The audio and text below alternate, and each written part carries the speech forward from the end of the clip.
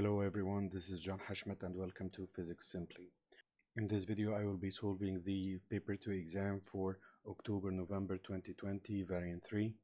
So let's get started. Question 1 says a micrometer screw gauge reads 0.02 millimeters when the jaws are fully closed. That's a zero error. It reads 0.56 millimeters when measuring the diameter of a metal wire, so we must remove the zero error from the reading. What is the diameter of the wire? So we subtract 0.56 minus 0.02. That gives an answer of 0.54. So the answer is B. Question 2 says object B moves at a constant speed of 5 meters per second repeatedly backwards and forwards in a straight line. Object Q moves at constant speed of 5 meters per second vertically downwards. Object R moves at constant speed 5 meters per second in a circle. So this is changing direction, no change in direction here. This is also changing direction. Which objects are moving with uniform velocity, which means constant speed and constant direction and the same direction, so only Q, which makes the answer B. Question 3 says a diagram shows a velocity time graph for an object which is accelerating. What is the acceleration of the object? The acceleration in a speed time graph or velocity time graph is equal to the gradient. So we can use these 2 points and we calculate the gradient. We have the change in y-axis, 120 minus 20, divided by the change in x-axis, coordinates, that's 40 minus 0. That gives an answer of 2.5 meters per second squared, so the answer is B. Question 4 says, which quantity is weight an example of? The weight is a force, so the answer is B. Question 5 says, an object of mass 1 kilogram is at rest on Earth. An identical object is at rest on a planet with a gravitational field strength of twice that on Earth. Which row correctly compares the object on the planet to the object on Earth? So its weight would be doubled since G is doubled and the weight is proportional to the gravity field strength, and its acceleration when the same horizontal force. Horizontal forces are not affected by gravity, so they would be the same. It would give the same acceleration. So the answer is A. Question 6 says a square wooden raft floats on a lake. The density of the water in the lake is 1000 kilogram per meter cubed. The sides of the raft are 2 meters long and the thickness of the raft is 0.20 meters. So we have something that is square shaped and it has a thickness of 0.2 and the sides are 2 meters by 2 meters. The 0.2 is also in meters. The mass of the raft is 700 kilograms, so we have weight and the mass is equal to 700. How many barrels each of mass 100 kilograms? So we are going to place some barrels over the raft, each weighing 100 kilograms. It asks how many of these could be placed on the raft before its surface sinks to the surface of the water, which means the density of the raft and contents would be equal to the density of the water. So density of the raft is equal to density of water. So density of water is 1000 and the density of the raft is equal to the total mass over the total volume. So we have the total volume, we can multiply the dimensions by each other. 0.2 multiplied by 2 multiplied by 2. And the total mass is 700 kilograms, that's the mass of the raft, plus the number of barrels multiplied by the mass of each barrel, that's 100 kilograms. So we can move this bracket to the other side by multiplication. Then we move the 700 by subtraction. So 2 by 2 by 0.2, that's 0.8. We multiplied that by 1000. That gives an answer of 800 equals to 700 plus n times 100. Then we subtract the 700 from the 800. So n multiplied by 100 is equal to 100. So n is equal to 1 barrel. Question 7 says a diagram shows a car moving along a road. The force due to the engine is 1500 newtons and the total drag force is 200 newtons. What is the motion of the car? Assuming that the car is moving forwards, It will not have a constant speed. It will not have decreasing speed since the forward force is more than the backward force. Increasing speed, so the answer is C. Question 8 says the diagram shows a trolley used to transport a load of 400 newtons. A force F vertically downwards is needed to balance the trolley as shown. So this is the force we want to know. The center of mass of the trolley is vertically above the pivot. So the weight of the trolley does not affect the moments in this situation. This is another way of saying that the weight is passing through the pivot, or the force is passing through the pivot. So there is no perpendicular distance and no moment. So the only two forces that will cause moments about the pivot is the 400 newtons, the weight of the block, and the force F, which is required in the question. What is the value of F? So we can say that the clockwise moments must be equal to the anti-clockwise moments. The clockwise moment is caused by the 400 Newton force. We multiplied that by the perpendicular distance from the pivot, which is 15. This is equal to the unknown force F multiplied by its perpendicular distance from the pivot, which is 40. Then we divide by 40 to get the force. So the answer would be 150 newtons, which gives B. Question 9 says a ball of mass m falls vertically and hits a hard surface. Its speed on hitting the surface is v1. It rebounds vertically upwards with speed v2. What is the change in momentum? So we have the velocity going in is v1, the velocity going up is v2, and we must consider directions when talking about momentum. So one of these would have a negative value. For example, if this is positive, this is negative. And the change in momentum is calculated as mass multiplied by change in velocity. So v2 minus negative v1, which is equal to m multiplied by v2 plus v1. So it would be C.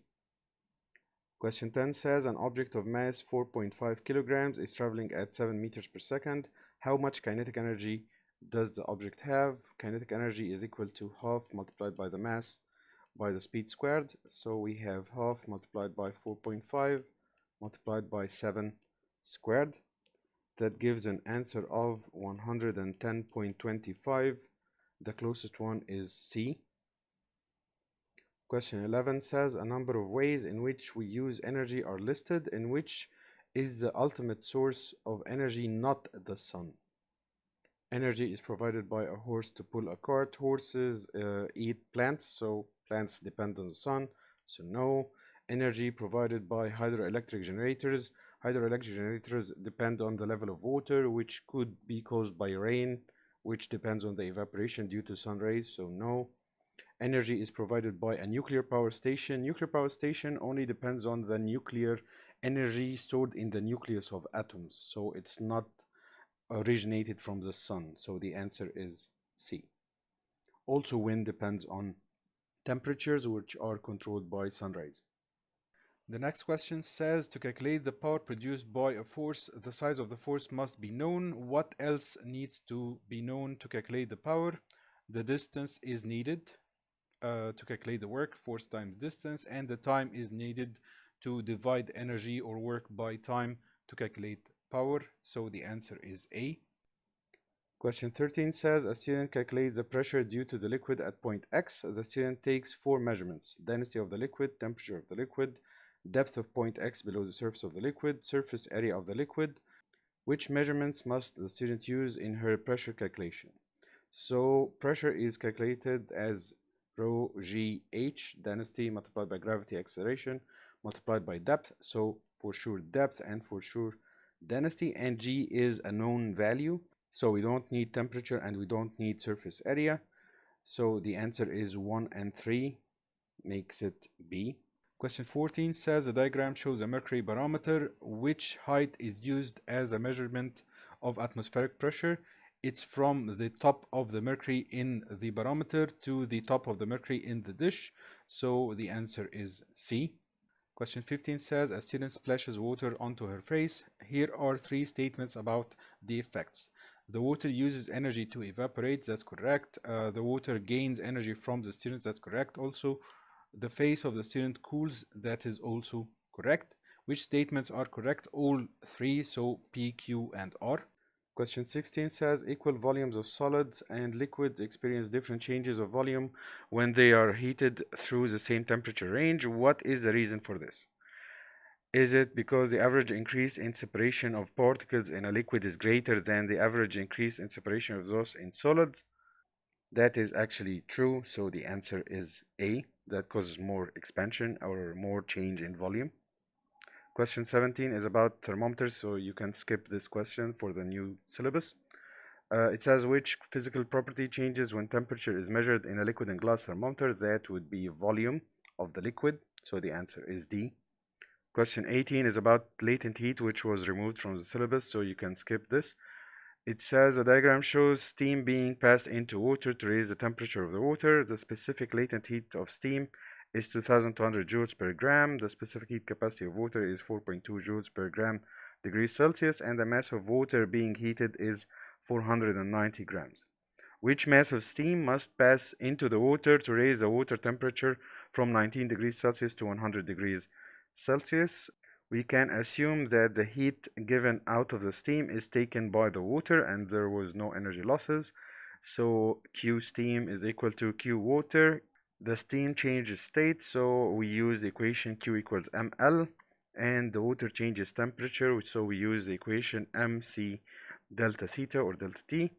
So the mass of the steam that's required in the question and the latent heat L is 2200. The mass of the water is 490, C is 4.2, and the change in temperature between 119 degrees Celsius is 81 degrees. If we make the mass subject to formula by dividing by 2200, the mass would be 75.7718, which is approximately 76 grams, so the answer is B. Question 19 says a diagram shows a view of a room heated by a radiator. The arrowed line from X to Y is the path of the convection current in the air. Which row about the air temperature and their density at X and Y is correct? So near the radiator, the temperature would be high, so higher at X. And the density of the air is higher when the temperature is lower, so at Y. Density higher at Y, so the answer is B. Question 20 says a warm dark colored surface emits radiation. It is decided to increase the amount of radiation produced. Three suggestions are made. Make the surface hotter. That would increase the amount of radiation. Color the surface white. No, that would make it a poor emitter. Increase the area of the surface. Yes, that would increase also the amount of radiation emitted. So suggestion 1 and 3 only. So the answer is C. Question 21 says, which row correctly described light waves? Is it longitudinal or transverse? It's transverse. The direction of vibration is perpendicular to the direction of wave travel, so the answer is D. Question 22 says, a water wave has speed of 2 meters per second. 4 complete waves pass a point every 10 seconds, so we can calculate frequency. What is the wavelength of the wave? So frequency is equal to number of waves divided by the time, which is 0.4. Then we can calculate the wavelength as speed divided by frequency. So 2 divided by 0.4. This gives an answer of 5. So the answer is C. Question 23 says a driver sits in a car. She has a rear view plane mirror 0.5 meters in front of her. A bus is 7.5 meters behind the driver. The driver looks at the image of the bus in her mirror. How far is the image away from her? So if this is the position of the driver, there is a mirror at a distance of 0.5 away from her, and the truck is backwards at a distance 7.5 meters. So the total distance from the truck to the mirror is actually 8 meters. Then there is also 8 meters behind the mirror to get the image, since the image distance from the mirror is equal to the object distance from the mirror. So this is 8 meters and the image is here. We want to calculate the distance from the image to the driver, so we have 8 plus 0.5, so the answer is 8.5. making the answer is D. Question 24 says the diagram shows white light passing through a prism. Which description of what happens as the light passes into the prism is correct? The speed of the red light is less than the speed of the violet light. No, actually violet changes speed more than red, so no.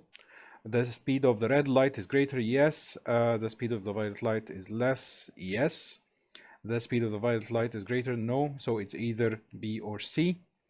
Then the speed of violet, and the red light is least diffracted. Yes, that the red light has the least change in direction, so it is the least diffracted. So the answer is B.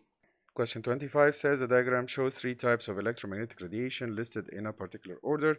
The electromagnetic radiation is traveling in a vacuum. Which quantities increase in magnitude going from left to right? It must not be speed, because in vacuum all electromagnetic radiation travel with the same speed. So going from microwaves to X-rays, frequency increases, speed does not change, so the answer is A. Question 26 says a sound wave travels through air. What name is given to the region in which the air molecules are further apart than normal? This is called the rarefaction, so the answer is C. Question 27 says a piece of steel is lightly magnetized. It is hit several times with a hammer. What effect will this have on the steel? If you place the steel parallel to a strong magnetic field, hammering it would help it get magnetized even more, so it becomes magnetized more strongly. Placing it at right angles to the field, that causes the atoms to lose their orientation, or the electrons to lose their orientation, so it loses its magnetism. So the answer is B. Question 28 says two soft iron pins are suspended from the S pole of a bar magnet. Which diagram shows how the pins are deflected? So this is magnetization by induction. So the south pole would induce N poles near it and S poles far apart from it or far away from it. So these are S, all these are S. So S poles should repel each other, making the answer C. Question 29 says a negatively charged cloud passes over a tall steel framed building. A charge is induced on the building by the cloud because the charges flow through the building. What charge is induced on the building, and in which direction do the charge carriers move? So the charge carriers are electrons, which are negatively charged, so they would move away from the cloud towards the earth. And leaving the building without negative charges makes it positively charged. So the answer is A. Question 30 says electromotive force is defined in terms of energy supplied in driving which physical quantity? It is the energy per unit charge, so the answer is charge, making it A. Question 31 says four wires are made of the same metal. Which wire has the greatest resistance? Greatest resistance, that is the greatest length and the smallest diameter, so it's A.